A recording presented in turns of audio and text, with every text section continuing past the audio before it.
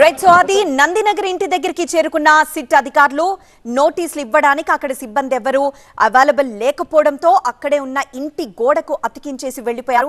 ఆ తర్వాత టీవీ9 ప్రశ్నించగా, అంటే నోటీసులు ఎవరికి ఇచ్చారు ఏంటి అన్న విషయంపై ప్రశ్నించగా వాళ్ళు సిట్ అధికారులు ఎవ్వరూ మాట్లాడకుండానే అక్కడి నుండి వెళ్లిపోయారు.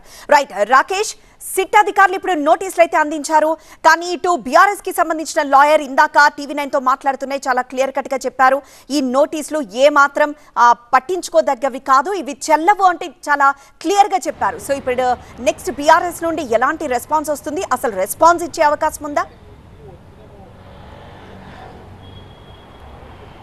బీఆర్ఎస్ దీని గురించి ఆలోచిస్తుంది, ఎందుకంటే పోలీసులు కూడా చాలా కీలకమైనటువంటి విషయాలు చెప్పారు.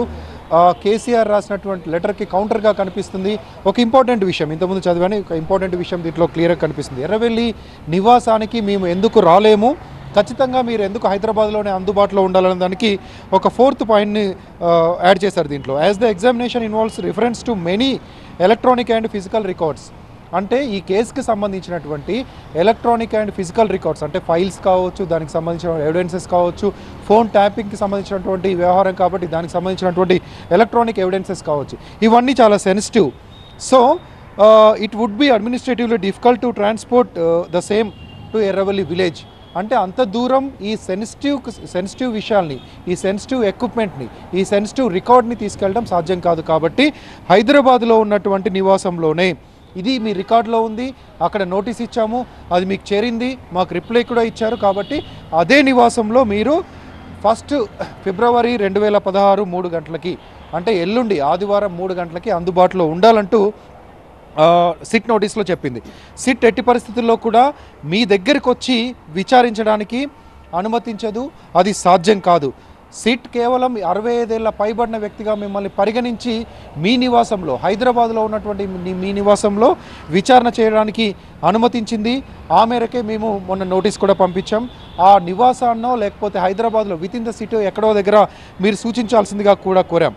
కానీ మీరు మాత్రం ఎర్రవల్లి మర్కూర్ మండలం సిద్దిపేట జిల్లాలో చేయమని కోరారు. అది ఎట్టి పరిస్థితుల్లో ఆమోదయోగ్యం కాదు, సిట్ ఈ విషయాన్ని తిరస్కరించిందని కూడా చెప్పారు. దాంతోపాటు సెక్షన్ 160 సిఆర్పిసిలో ప్రొవిజన్ ప్రకారం అధికార రికార్డులో ఉన్నటువంటి మీ నివాసాన్నే మేము పరిగణిస్తాం, కానీ మీరు చెప్పినటువంటి అవుట్స్కట్స్లో ఉన్నటువంటి నివాసాన్ని మేము అఫీషియల్గా ఉండేటువంటి ఎంక్వైరీ సెంటర్గా మేము ఎట్టి పరిస్థితుల్లో పరిగణించమంటూ చెప్తున్నారు. సో బీఆర్ఎస్ దీని మీద ఎలా రియాక్ట్ అవుతుంది అనేది కొంచెం ఇంట్రెస్టింగ్గానే కనిపిస్తుంది, ఎందుకంటే ఎర్రవల్లి ఫామ్ హౌస్కి వస్తేనే మేము ఇన్వెస్టిగేషన్లో పార్టిసిపేట్ చేస్తామన్నట్టుగా మొన్న చెప్పారు. ఆ నోటీస్లో రిప్లైగా కూడా, ఫస్ట్ నోటీస్కి రిప్లైగా కూడా కేసీఆర్ దగ్గర నుంచి అదే వచ్చింది.